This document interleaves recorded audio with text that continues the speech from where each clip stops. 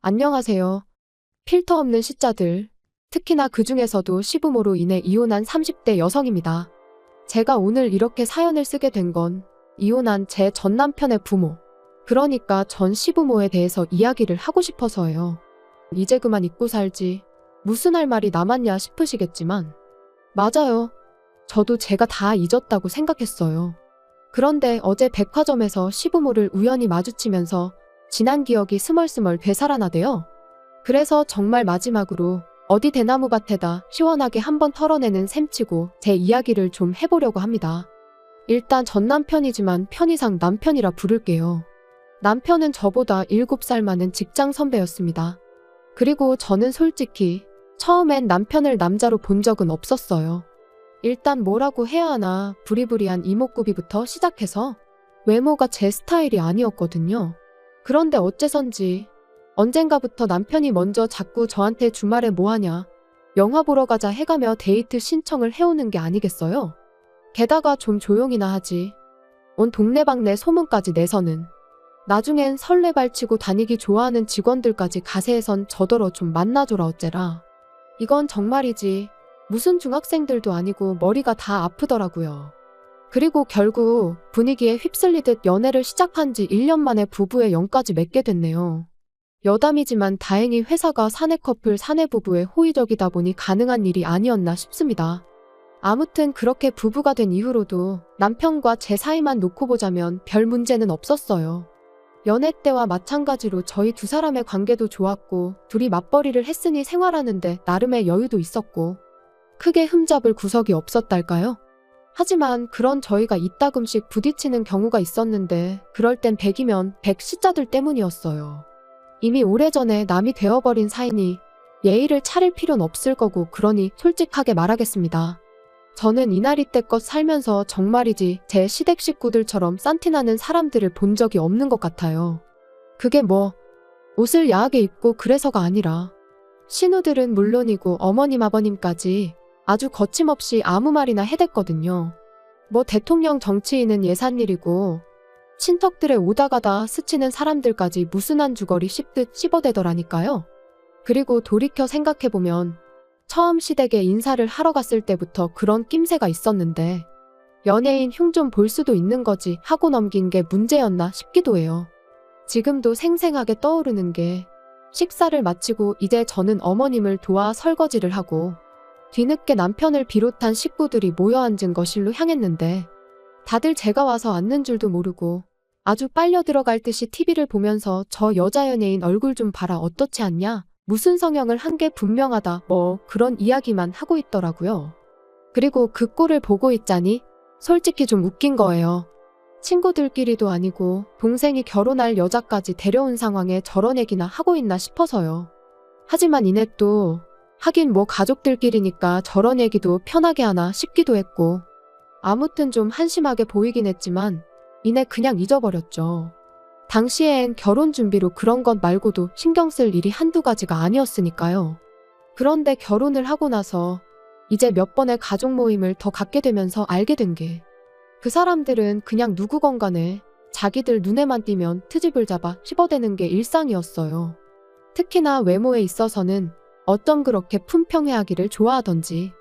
한 번은 다 같이 중국 요리집에서 식사를 하는데 방금 주방장 얼굴 봤냐 원숭이가 따로 없다 뭐 그런 이야기나 하고 있고 또 다른 날엔 아버님께서 친구분이 돌아가셨다는 이야기를 하고 계신데 옆에 계시던 어머님께서 하시는 말씀이 그 죽은 사람 와이프가 그렇게 못생겼다면서 깔깔 웃을 정도였어요. 정말이지 이건 뭐 어떻게 리액션을 해드려야 하나 싶으면서도 한편으론 그래도 그렇지 사람 죽은 얘기하는데 저런 소리가 나오나 싶고 하지만 이 모든 걸 그렇다 치더라도 저는 건들면 안 되는 거 아닌가요? 결혼하고 몇 달 되지 않았을 때였어요. 어머님께서 감자탕을 끓여놨으니 남편하고 와서 좀 가져가라고 연락을 해오셨습니다. 그래서 시댁에 갔는데 어머님이랑 두 신우가 잠깐 마트에 다녀온다고 저랑 남편더러 집 좀 보고 있으라대요. 그래서 알겠다 했는데 그만 제가 깜빡 잠이 든 거죠. 그리고 얼마나 시간이 흘렀을까. 어디선가 두런두런 들려오는 말소리에 제가 잠에서 깼습니다. 그런데 옆에 있어야 할 남편은 안 보이고 살짝 열린 방문 사이로 뭐가 그리 재밌는지 꺽꺽거리며 웃음을 참아대는 어머님과 두 신우만 보이더라고요. 그래서 저도 이제 갑자기 나가긴 그러니까 나름대로 기척을 내려고 했는데 그 순간 누군가가 제 이름을 얘기하며 솔직히 너무 못생기지 않았냐는 거예요. 하나씩 뜯어보면 봐줄 만한데 눈, 코, 입이 주차가 엉망으로 됐다면서. 그러니까 어머님께서 그거 표현이 기가 막힌다며 또 꺽꺽대시고, 비록 제 면전에다 한 건 아니었지만 어쨌든 그런 이야기를 듣고 나니 도무지 거실에 나가 표정 관리를 할 자신이 없었어요. 그래서 다시 눈을 감고 자는 척을 했지만 이미 온 신경이 밖에서 들려오는 소리를 향해 있었죠. 그리고 큰 신우는 제가 잔다고 확신을 한 건지 계속해서 키가 너무 작다, 저런 애 뭐가 좋다고 결혼했는지 모르겠다. 정말이지 마음 같아선 당장이라도 뛰쳐나가. 너는 뭐 얼마나 생겨먹은 줄 아냐고 한마디 쏘아붙이고 싶은 심정이었습니다. 하지만 한편으론 제가 나가서 한마디 한들 미안하다 할 신우도 아니었거든요. 그래서 똥이 무서워서 피하냐 더러워서 피한다는 마음으로 올라오는 화만 꾹꾹 눌러 참았네요. 그리고 그때 이후로 시댁에 가는 횟수를 극도로 줄여나갔습니다. 웬만하면 남편만 보내고 가게 되더라도 정말 밥만 먹고 후딱 집에 온다던가 하는 식으로 시댁 식구들하고 아예 말 자체를 안 섞으려고 했어요. 그랬더니 이제 남편도 뭔가 이상하다 느꼈는지 하루는 저한테 요즘 왜 그러냐고 묻더라고요. 그래서 실은 얼마 전에 갔던 시댁에서 그런 이야기를 하는 걸 들었다고 솔직히 털어놓았습니다. 그리고 그때 제 마음은 다른 것보다도 그저 남편이 제 편을 들어줬으면 하는 것이었어요. 그런데 남편이 말하길 누나들 입장에선 좀 그렇게 생각할 수도 있을 것 같답니다. 둘 다 예쁘다는 소리도 자주 듣고 같은 여자가 보기에도 늘씬하지 않냐면서.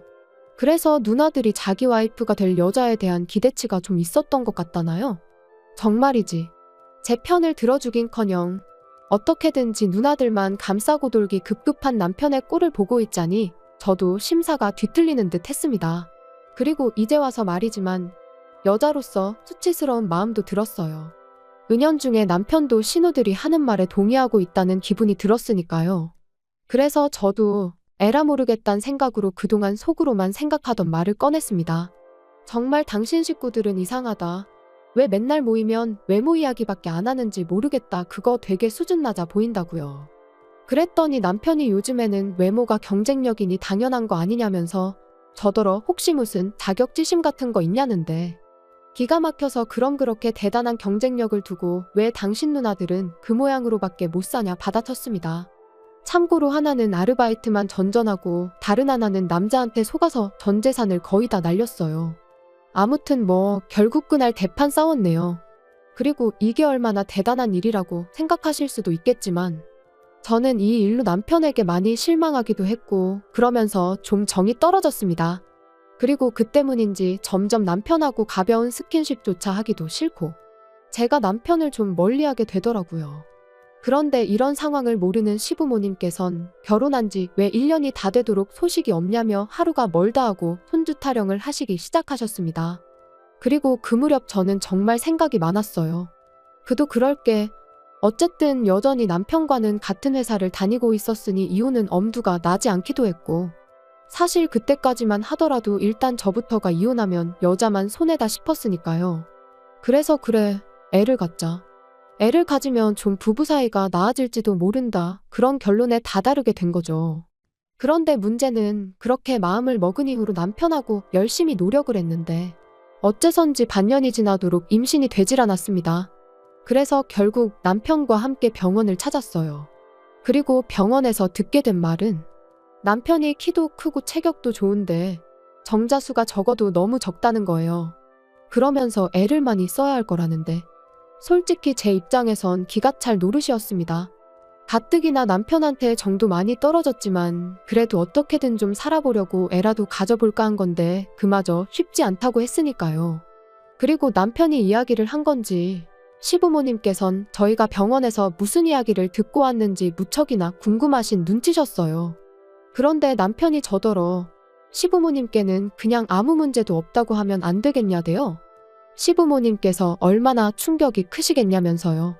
하지만 그랬다간 계속해서 제가 받을 스트레스는 어떡하나 싶었습니다. 시부모님 성격에 분명히 또 왜 아무 이상이 없는데 애가 안 생기냐 하시며 다른 병원에 가보라고 하실 것도 같았고 무작정 제 탓을 하실 것도 같았으니까요. 그리고 이런 이야기를 남편에게 하니 그건 걱정 말랍니다. 자기가 책임지고 제 편이 되어주겠다면서요. 솔직히 웃겼죠. 이게 다 누구 때문인데 누가 누구 편을 들어준다는 건지. 하지만 결국엔 알겠다고 했어요. 저도 뭐 그때까지만 하더라도 시부모님한테 무슨 악감정이 있던 것까진 아니었으니까 굳이 충격을 드리고 싶진 않았거든요. 그리고 며칠 뒤 시댁에 찾아가 병원에서 두 사람 다 괜찮다고 하더라고 말씀을 드렸더니 아니나 다를까 어머님께선 정말 이상하다며 쉽게 믿질 않으셨어요. 왜 둘 다 아무 문제가 없는데 애가 안 생기냐면서요. 그리고는 제가 예상했던 대로 어머님께선 저더러 그러지 말고 당신이랑 같이 병원에 다시 좀 가보자셨는데 정말 난처하대요? 그래서 제가 남편을 쳐다봤습니다. 빨리 어떻게 좀 해보라는 뜻이었지요. 그런데 황당하게도 남편은 제 눈을 슬쩍 피하더니 어머님한테 신경 써줘서 고맙다는 소리나 하고 있는 게 아니겠어요? 그리고 그런 남편의 태도에 실망한 저는 실은 어머님 아들한테 문제가 있다더라고 말씀을 드렸습니다. 마음 같아선 어머님 아들이 허우대만 멀쩡하지 속빈강정이나 다름이 없다더라고 해버리고 싶었는데 그랬다간 어머님이 정말 뒤로 넘어갈까 싶어 꾹 참았네요. 그리고 이번에도 역시나 어머님께선 그 의사가 돌팔이 아니냐면서 그럴 리가 없답니다. 못 믿겠다고요. 그러더니 저희 남편더러 뭘 하셨는 줄 아세요? 마누라가 아무리 좋아도 마누라 흠을 덮어주려고 그런 거짓말을 하면 안 된답니다. 그러니까 저희 어머님은 원래 제가 문제가 있는데 그걸 당신 아들이 커버쳐주고 있다고 믿고 싶으셨나 봐요. 어이가 없어서 제가 어머님더러 어머님 아들은 그럴 깜냥도 못 되는 사람이라고 받아쳤어요. 지금도 보라고 저렇게 남일 마냥 먼 산만 보고 있지 않냐고요. 그런데 그때 신우가 한다는 말이 그럼 뭐 시험관 같은 거 하면 되는 거 아니냐대요. 그리고 사실 그게 아주 틀린 말은 아니었어요. 병원에서도 들었던 얘기였으니까요. 하지만 저는 그렇게까지 해서 아이를 갖고 싶은 생각은 없었습니다. 그래서 그렇게까지 해서 가질 생각은 없다고 단호하게 대답했지요. 그랬더니 어머님 아버님이 그럼 뭐 어쩌라는 거냐고 아이를 아주 안 갖겠다는 거냐 하시는데 자연 임신이면 모를까 억지로 갖지는 않겠다는 뜻이라고 말씀드렸거든요. 그랬더니 옆에 있던 신우들이 또다시 어이가 없네 어쩌네 해대더니 저더러 양심 좀 있으랍니다. 솔직히 제 인물에 어디 가서 자기들 동생 같은 남자를 만나서 살겠냐면서 그러면 뭐 저도 좀 양보하는 게 있어야 할 거 아니냐고요. 기가 막혔죠. 그래서 제가 또다시 남편을 쳐다보곤 뭐라고 말이라도 좀 해보라고 했습니다. 그랬더니 남편이 우물쭈물 대기만 하고 선뜻 한마디를 안 하는 거예요. 아니 당장의 말이라도 지 누나들한테 저한테 그런 식으로 말하지 말라던가 그런 말 한마디는 할 줄 알았는데 말이죠. 그래서 제가 정말 아무 말도 안 할 거냐고 또 한 번 남편을 다그치니 두 신우가 남편더러 야 그냥 살지 마 그러는 겁니다. 그거 뭐 얼마나 대단한 몸뚱아리라고 시험관도 못한다고 저러는데 뭐하러 사냐면서 어차피 제가 애를 낳아봤자 저 닮으면 인물은 답도 없을 거라면서 말이에요. 그런데 그렇게 두 신우가 번갈아가며 저한테 폭언을 쏟아내는데도 남편은 그저 묵묵부답. 그리고 얼마나 시간이 흘렀을까. 시부모님은 한숨만 푹푹 내쉬고 두 신우는 씩씩거리고 있는데 남편이 한다는 말이 저더러 무조건 싫다고만 하지 말고 그래도 한번 해보는 게 어떻겠냐대요. 달라진 게 없었어요. 이번에도 역시나 남편은 제 기분은 안중에도 없고 제 편이 되어주기는커녕 결국 지 누나들 말만 중요할 뿐이었던 거죠. 그래서 다 필요 없다고 속빈강정이랑 살 생각 없다고 내질러 버렸습니다.